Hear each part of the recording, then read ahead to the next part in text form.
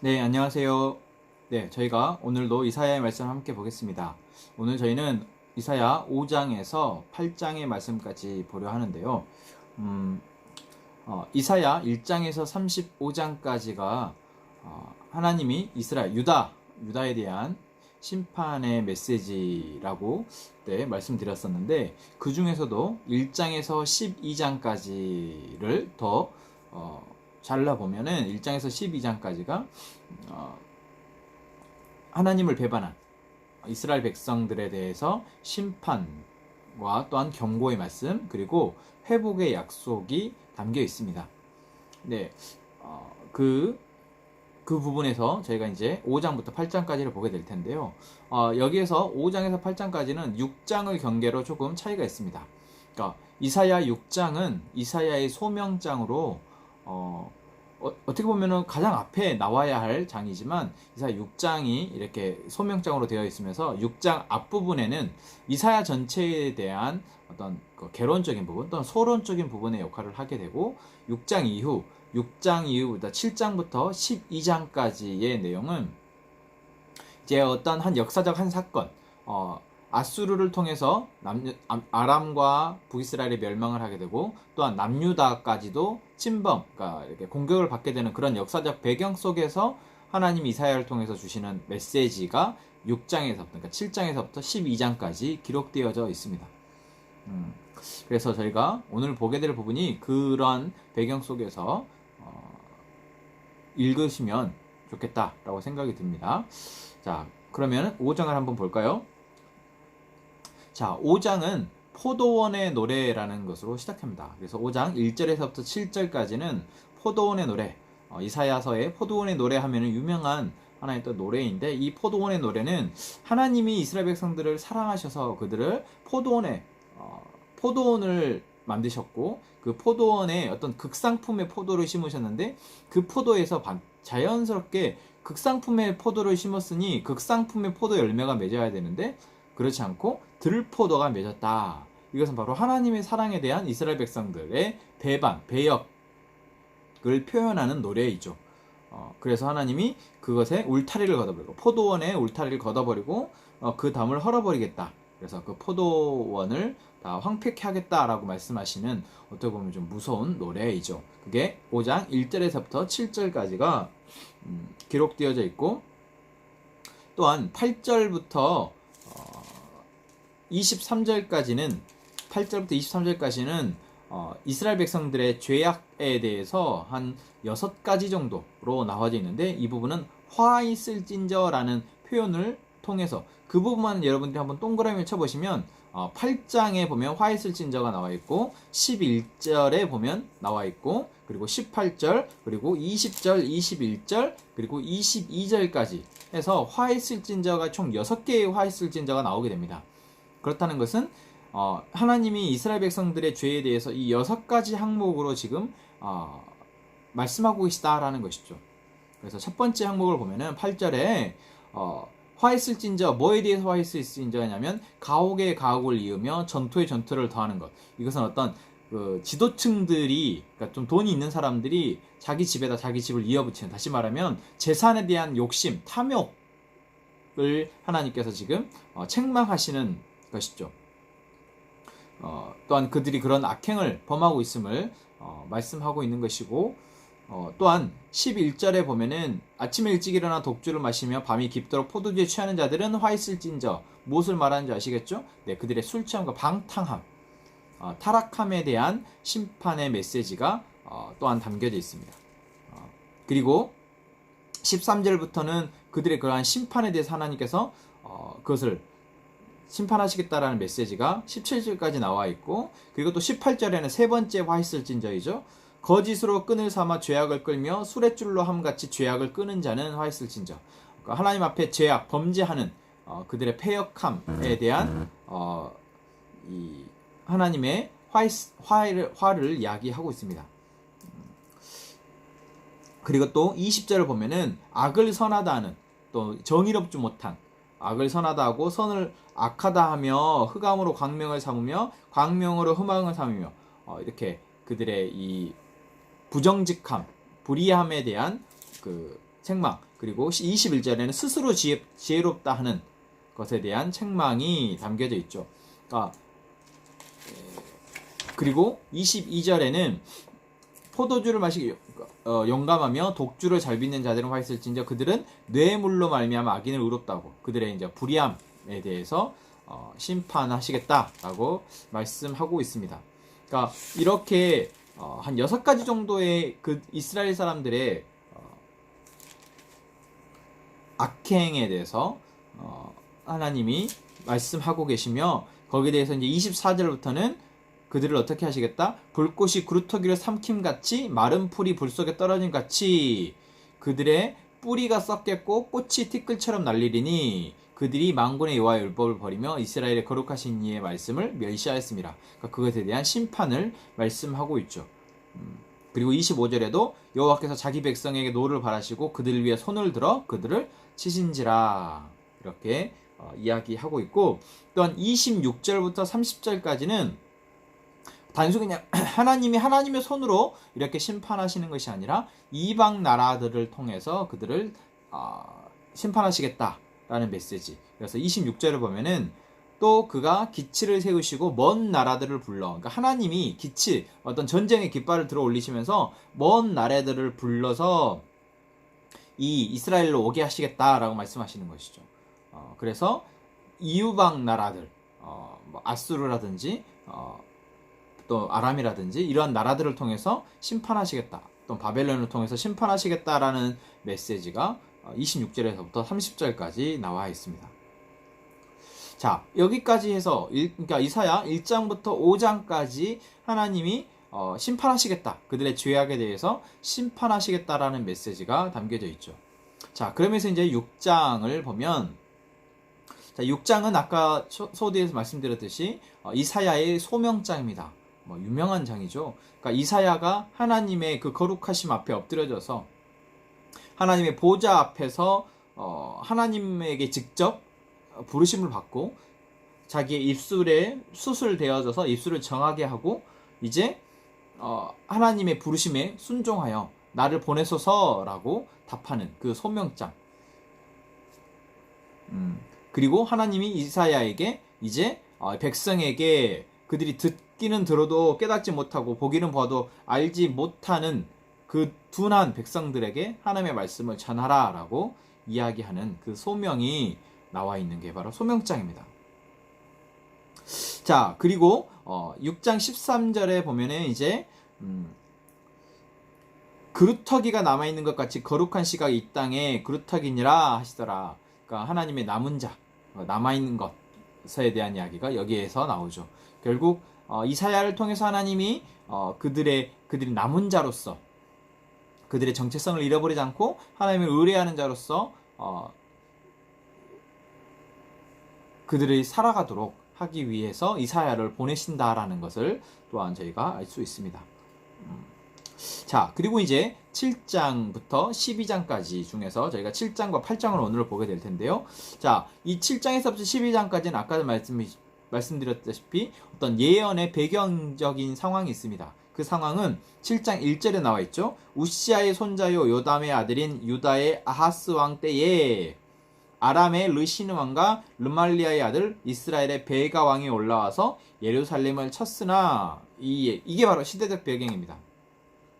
그러니까 남유다의 왕 가운데 요담이라는 왕이 있죠. 그 요담의 아들이 바로 아하스인데, 이 요담은 발병이 나서 오랫동안 통치를 못합니다. 대신 아들이 통치를 하죠. 그래서 이 요담과 아하스가 같이 동시 통치를 하게 되는데, 실제로 이 아람과 북이스라엘이 쳐들어왔을 때는 아하스가 통치하고 있을 때입니다. 그런데 여기서는 지금 동시에 통치하고 있다고 얘기하죠. 어쨌든 행정상으로는 동시 통치이고 없기 때문에 그렇습니다. 실질적으로는 아하스 왕이 다스릴 때에 북이스라엘과 아람, 그 위에 있는 아람이 함께 연합하여서 남유다를 쳐들어옵니다. 그 이유는 북이스라엘과 아람은 서로 지금 힘을 합쳐서 아수르를 대적하려고 하는 상황. 왜 대적하려고 하겠습니까? 아수르가 지금 힘이 좀 약해졌기 때문에 한번 해보려고 하는 거죠. 제가 그때 말씀드렸다시피 어떤 지금 그 상황입니다. 아수르의 좀 힘이 약해졌던 상황. 그래서 아람과 북이스라엘이 서로 힘을 합쳐서 아수르에 대적하려고 하는데, 남유다 너도 같이 대적하자라고 하는데, 남유다가 이 아하스 왕이 아수르를 의지하는 정책을 펴게 됩니다. 그래서 거부를 하죠. 그러니까 괘씸해서 북이스라엘과 아람이 힘을 합해서 지금 쳐들어오게 됩니다. 그러니까 그런 시대적 상황 가운데에서 하나님이 이사야를 통해서 지금 주시는 메시지가 바로 7장부터 12장까지다 라는 것이죠.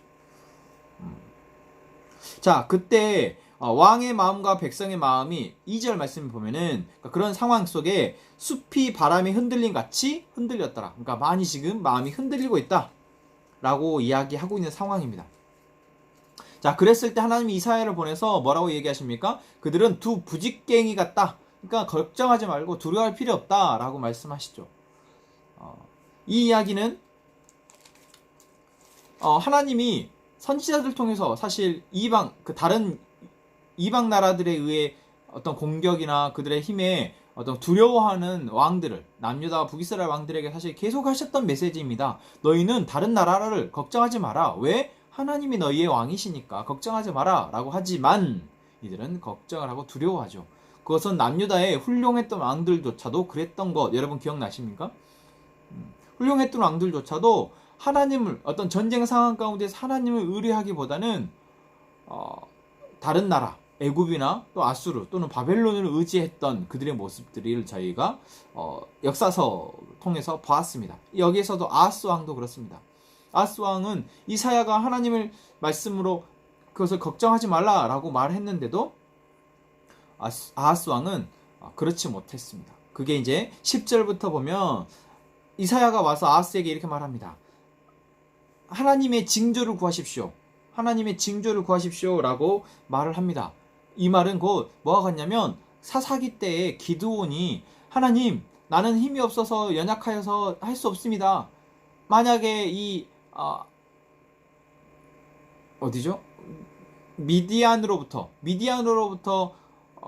이 이스라엘을 구하시려면은 하나님 나를 구하시려면은 증거를 보여주십시오.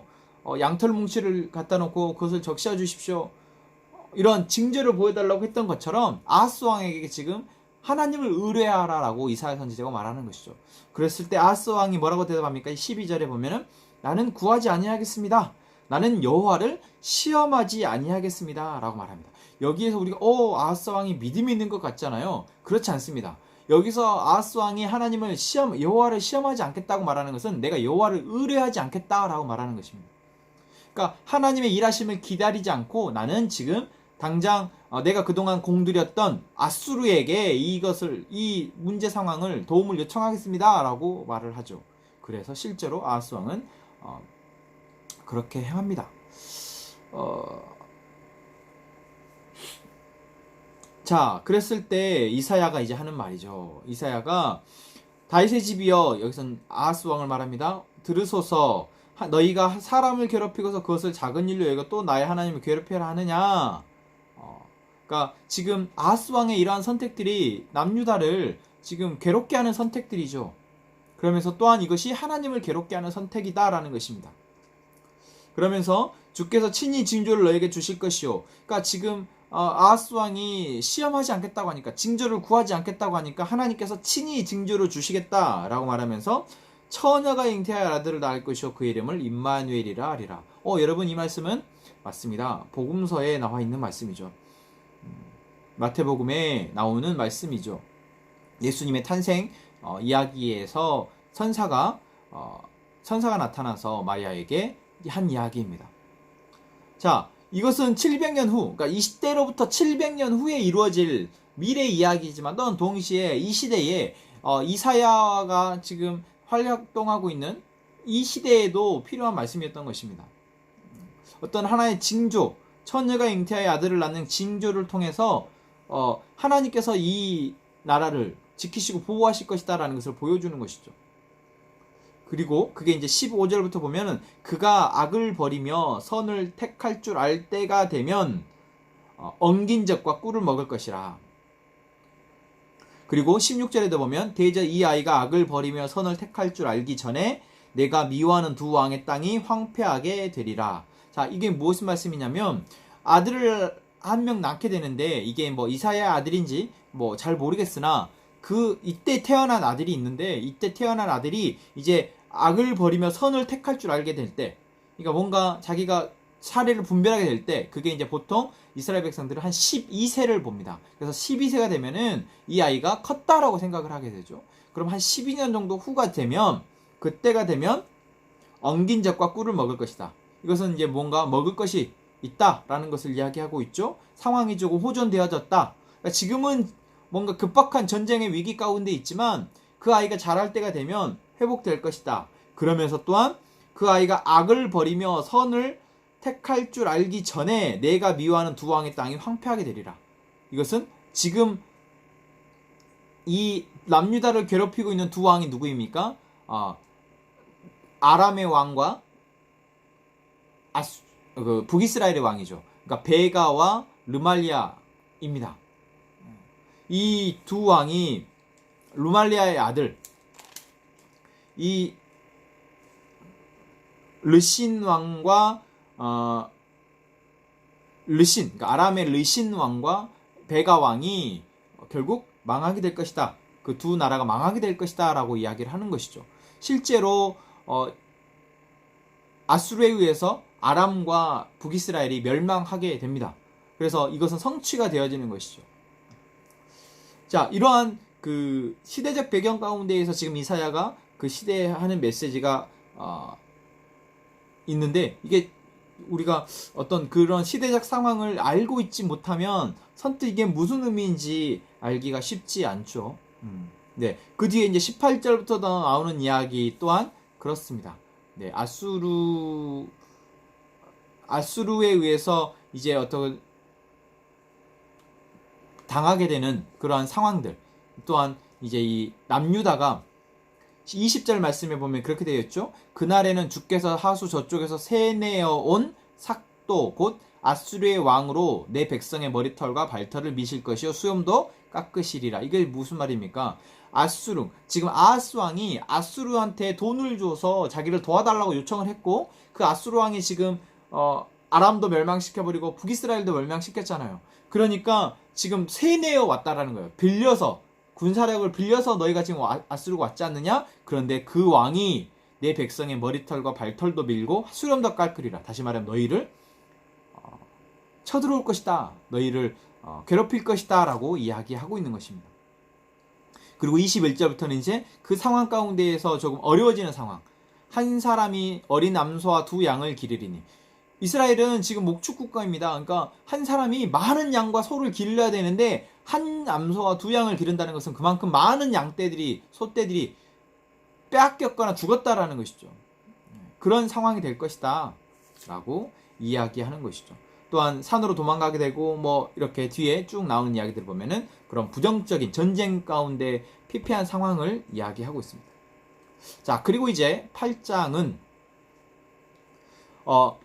이사야의 아들, 하나님께서 이사야의 아들을 낳게 하시는데 그 이름이 마헬살랄 하스바스, 이름이 좀 어렵죠? 마헬살랄 하스바스라는 이 이름을 통해서 하나님께서 이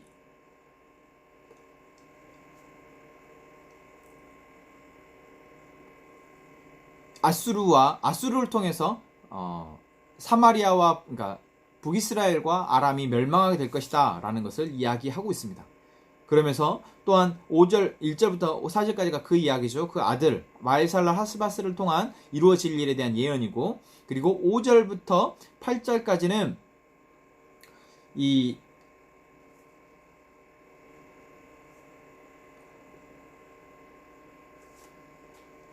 아수르 왕이 이제 다시 아까 말했듯이 침략해 올 것이다 라고 말을 하는 것이고, 9절부터는 이제 그 침략의 상황 가운데에서 하나님께서 그 침략의 상황을 통해서 백성들을 깨우치실 것이다 라는 것입니다. 너희가 지금 행했던 그러한 어리석음을 너희들이 지금 당하고 있는 것이다 라고 하나님께서 깨우쳐 주실 것이다 라는 것으로 말씀하고 있는 것이죠. 또한 16절부터 22절까지는 하나님께서 이제 이 하나님의 말씀 16절에 나오죠. 너는 증거의 말씀을 싸매며 율법을 내 제자들 가운데에서 봉함하라. 그러면서 하나님이 이러한 예표, 그러니까 그 예언에 대해서 하나님께서 말씀하시고 이것이 반드시 성취될 것이다 라는 것을 지금 어떤 봉함하라 라는 것을 통해서 이야기하고 있습니다. 자, 이렇게 6장에 이어서 7장과 8장을 통해 저희가 봤습니다. 이 이야기 속에서 하나님이 이사야를 통해서 지금 아하스 왕에게 또한 그 남유다의 상황 가운데에서 던지시고 계시는 메시지는 너희들이 의지하고 있는 것이 하나님이 아니다라는 것이죠. 너희가 지금 나를 의지해야 된다, 하나님을 의지해야 된다라고 말씀하고 있는 것인데 그 아하스 왕이 그렇게 선택하지 못한다라는 것이죠. 그렇기 때문에 그 선택이 오히려 너희들에게 악수가 될 것이다. 그러나 그 가운데에서 너희들은 깨닫게 될 것이다. 하나님이 우리의 힘이 되신다, 우리의 왕이시다 라는 것을 깨닫게 될 것이다 라는 것을 보여주고 있습니다. 계속해서 이제 9장부터 12장까지 또한 그러한 그 시대적 상황 가운데에서 하나님이 주시는 메시지를 저희가 보게 될 것 같습니다. 네, 오늘 저희 8장까지 함께 해보았습니다. 감사합니다.